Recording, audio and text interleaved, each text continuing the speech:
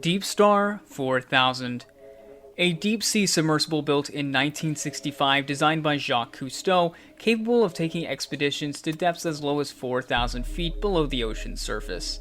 In June of 1966, an expedition into the San Diego Trough Fault Zone led 3 men into the path of an alleged deep-sea monster.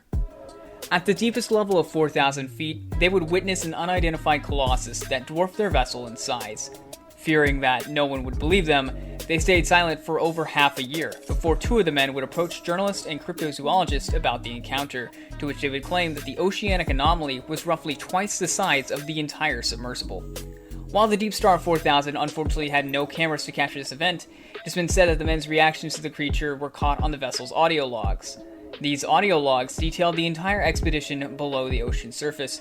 However, they have never been publicly heard or made available to listen to, and for that matter, there's no confirmed evidence to them even existing.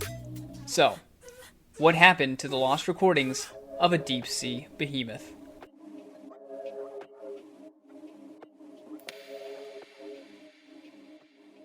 Before we get into this video, I'd like to thank our sponsors, YouTube Premium. That's right, we finally have a sponsorship, and it's the big dogs themselves. If you subscribe through the link in the description or in the banner appearing on the video, I may get a commission. That's right, you can support me while getting a little something for yourself, so why not help out your old pal Super Reviewer? With the link below, you can get 2 months of YouTube Premium for free. Enjoy your YouTube experience ad-free, on the go, and in the background of your phone with YouTube Premium. You can also enjoy YouTube Music Premium to listen to over 100 million songs ad-free, offline, and in the background. Thank you again to YouTube Premium for sponsoring this video. Link in the description. Now, back to the video. Running anywhere from 93 to 103 miles long, the San Diego Trough Fault Zone is a series of faults deep under the Pacific Ocean. The region has been studied for seismic activity, with one research grant from Oregon State University and LEGG Geophysical from 2002 finding that it is estimated that the area could produce an earthquake with the intensity to wreak havoc upon many populated areas of Southern California. Many dives and explorations into the waters of the region have been done, with data being recorded and research continuing as normal. One exploration, however, defied the norm and became one of the most talked about explorations of that region. In the summer of 1966, the Deep Star 4000 vessel would observe a monster fathoms below the sea, and the crew would have their reactions recorded on the exploration audio logs. The Deep Star 4000 submersible was designed by Jacques Cousteau, a French naval officer and oceanographer. The vessel was built by Westinghouse Electric Company, an American-based company founded in 1886 under a different, although quite similar name of Westinghouse Electric and Manufacturing Company. The craft was designed to have 3 crew members to man these dives into the deep waters of the ocean. The vessel would oversee hundreds of dives before being retired in 1972. It was an interest of the oceanographic community, with it getting spotlight in National Geographic's January of 1971 issue for having completed 200 dives at the time of the article. However, other sources contest this claim and say that this number was severely understated. It was used to study properties like marine biology and geography in locations along the East Coast, Caribbean, and our location of interest, the West Coast. With a length of 18 feet, the craft wasn't exactly the smallest thing in the water, and if the crew of the June 1966 dive can be believed, they weren't exactly the biggest thing in the water either. June 1966 saw the research dive of a 3-man crew into the San Diego Trough Fault Zone. The crew consisted of pilot Joe Thompson, marine biologist Eugene LaFond, and instrumentation engineer Dale Good. The 3 men were no strangers to diving, each having rich backgrounds in the field. The purpose of this dive was to put hydrographic equipment onto the sea floor. This way they could monitor their research of the region.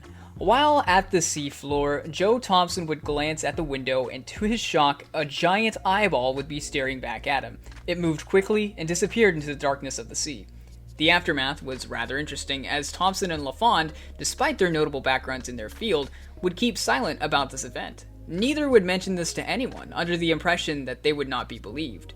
It is unknown if Dale Good had any claims of witnessing this fish, but as far as I could find, there are no statements from him about witnessing this creature. After a few months, the men would finally speak on the topic. Joe Thompson would approach fellow diver and publisher of Skin Diver magazine, Paul James Demoulas, to talk about the creature. His statement was published in Skin Diver magazine, volume 16, number 3, for March of 1967. He didn't stop at Skin Diver, however, and would speak to Louis Schaefer about the encounter as well, as mentioned in Volume 56, Number 1 of The Compass, a magazine of the sea from 1968. In this claim, Thompson states that the eyes of the fish were the size of dinner plates, and he was confident that the creature had scales. Gardner Soule, a writer who published many books about cryptozoology, had the pleasure of talking with Thompson and LaFond about their experiences on the Deep Star craft and their encounter with the beast they claimed to have seen. This was published in his book Undersea Frontiers from 1968, of which I actually purchased a copy for the sake of this video. In the book, the two men talk about their encounter, and while comparing it to sightings and photographs of large fish in the same area, the two men used their magnetic tape recordings from aboard the ship to compare it to claims of the monster being found, to which all of these claims did not match the monster in detail. So, what did this monster look like? The Deep Star craft itself was 18 feet long, quite a sizable vessel. Thompson claims that the size of the fish was bigger than the craft, estimating it to be anywhere around 40 feet long. Quite the size. Comparing the size of the fish to the craft and the equipment being laid on the dive, Thompson was able to distinguish that this fish was as wide as 6 feet. He said, quote, "I guessed its length, but we had stuck instruments into the bottom. You know how far apart your instruments are. Things do look bigger beneath the surface, but that fish kept swimming and swimming." The tail fin was similar to that of a grouper's, however standing at around 4 feet in height, and pectoral fins that were as long as 2 feet. The eyes were the first thing Thompson saw, describing them to be the size of dinner plates. LaFond had a pretty similar description of the beast, as mentioned in Undersea Frontiers and independently in Daniel Berman's The New World of the Oceans, Men and Oceanography from 1969. However, Thompson has claimed that LaFond had no way of seeing the beast. This claim may be disputed, however, if LaFond's magnetic tape were available to listen to. The skin of the fish was described as scaly, dark, and brownish color with gray tips and a dark mottled pattern across its body. The scales started big at the anterior of the fish and gradually became smaller towards the tail. The tail was compared to that of a coelacanth, a rare fish thought to have been extinct over 65 million years ago, however was rediscovered in 1938. Their number in the wild is now in the hundreds. The monstrous behemoth that was the Deep Star crew had witnessed has been the subject of marine biology debate about what it is. There seems to be a consensus that the crew did in fact see something, but what did they see? Studies from around the area have brought theories about what this creature is. Scripps Institution of Oceanography was conducting a dive in the same area as Deep Star 4000 when their cameras captured a large shadowy creature about 25 feet long. Carl Hubbs, professor of marine biology at Scripps Institution, identified this as a sleeper shark. Many more sharks were photographed in this area. Hubbs believes that the sharks live at the seafloor to eat off of dead ocean life that would sink to the bottom. Thompson and LaFond would go on to deny that it was a sleeper shark, and that the size was nowhere near the size of their fish. Another theory is that this is a bony fish, with it being compared to the largest deep-sea bony fish, the Yokozuna slickhead, which is known to grow up to 9 feet long. The description of the Deep Star fish match a lot of characteristics of the Yokozuna slickhead, including being compared to a coelacanth. If it was some form of bony fish, it has never been identified and would be the biggest one ever recorded. Despite all of this, the only conclusions we could be able to draw are from the statements of the two men and their magnetic tapes. Speaking of which, whatever happened to those anyways? The magnetic tapes that recorded the crew's dive have been the topic of discussion for the cryptozoology and lost media communities, simply because we have no idea where they are or what they contain. Furthermore, not much is known about these tapes, as they only have one mention, in Gardner Soule's Undersea Frontiers, page 61 to be exact.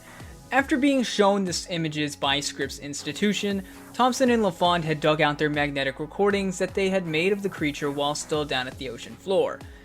These recordings were literally made when they had seen the beast, live reactions at all, but no traces of it anywhere. There's no mention of what happened to these tapes, so let's take a look at some of the possibilities. Scenario 1 is that the men kept these tapes and passed them on when they died. Joe Thompson had passed in 2003 and Eugene LaFond in 2002. It's the less likely scenario to happen to these tapes in my opinion, but let's just get it out of the way for clarification's sake. They simply passed them on to family. Or maybe they even donated to some sort of marine institution. However, the specifics to that would be stunningly vague, as there are practically no mentions of the tape online outside of the cryptozoology community. To be fair though, in terms of anyone having these, I doubt they would be able to donate them or publicize them, as Scenario 2 seems to answer our questions about their whereabouts, albeit through speculation. Scenario 2 explores the option that these recordings are destroyed. It's a thought that no lost media hunter would like to entertain, however, scientifically speaking, this seems to be the most likely scenario. Magnetic tape recordings weren't exactly built to last. Depending on storage conditions, magnetic tape recordings start to deteriorate after 10 to 20 years. So let's think here. If the tapes were used in the 60s, they would have deteriorated well into the 80s and 90s. So unless they were digitized, it's likely that by now they're nothing but piles of dust. Let's consider all of the conditions for the tapes being destroyed though, just to speculate if there's any chance of them still being around. Depending on the conditions they were in, that's how long it takes them to start deteriorating. Undersea Frontiers tells us that LaFond and Thompson had, quote, dug out these tapes, meaning that they were somewhere available to the two. This means that they were either in storage of the institution that hosted the dive, or they had these tapes personally. If these tapes recorded the whole dive, they may have contained confidential information about how the dive was to be conducted, thus they may not have been released to the two for personal use. Now, if they had stayed with an institution, then the storage quality of them would be significantly better than if they were kept personally, and the chances of the tapes being digitized grows substantially. However, we also face the question of if the information regarding the dive was substantial enough for the recordings to be kept. After about 10 or 20 years or so, do we even need the information from the recordings? And if they weren't digitized, were they transcribed? All depends on the practices of said institution. So, who conducted the dive? None other than the Navy Electronics Laboratory in San Diego. The fact that it's an entity of the Navy raises the chances of it being in good condition or digitized. However, it could just as easily be destroyed. The problem with this piece of lost media is that in all scenarios, it's pretty much impossible to salvage these tapes. In the scenario where the tapes were kept personally, they are most likely destroyed. In the scenario where it's digitized with the Navy, it's pretty much inaccessible. You could try getting more information about it through the Freedom of Information Act, however, it's likely that the information about the dive is exempt under the clause of it being geological and geophysical information. So, all we have to detail the existence of this creature are the eyewitness statements of both Thompson and LaFond, who claim that this behemoth is something never seen before. As for the tapes themselves, they are pretty much inaccessible, and are going to stay lost media unless some sort of miracle happens. The legacy of the Deep Star 4000 fish has left an impact on those who discuss it, whether it be lost media or cryptozoology communities. With little to no information about the creature, it has left itself as a tall tale of modern day about monsters in the ocean. In the early days and legends, it was krakens, sirens, and that fish that your friend caught that was this big, but today you hardly see any of it, which is sort of astonishing considering we have so much about the ocean that has been unexplored. Whether or not something is really out there is pretty much outside of the question. I think we've all accepted that there is something down there. But what lurks beneath the seas of our own planet? And why has it been seen only once by our eyes? These are questions that we don't have answers to just yet, and we may have to wait a really long time before we find those answers. But until we do, let's have as much fun speculating now so that when the big day comes, we can all argue about who was right first. Thank you so much. And that's all the information about the recordings of Deep Star 4000. It's such an interesting scenario to dive into the world of cryptozoology. I've been wanting to cover cryptids in some form for years now, and I'm finally happy to get into it with Deep Star 4000. Researching this topic definitely took some time, especially since a lot of references to it are found in physical publications with no online archive, so I did have to wait for my copy of Undersea Frontiers. Interestingly though, I do wonder if anyone has put in a Freedom of Information request for the Deep Star. Although I'm sure you'd have to be super specific about what you're asking for, and the fact that we don't have a specific date for the dive definitely inhibits this. Anyways guys, that's going to wrap everything up for me. If you've enjoyed this video, please leave a like and tell me what you think in the comments below. If you're interested in more of my content, consider subscribing. It's free, and you can click that bell icon to be notified of my next upload. Thanks again to YouTube Premium for sponsoring this video. Anyways, as always guys, it's been a blast, and I will see you all next time. Peace!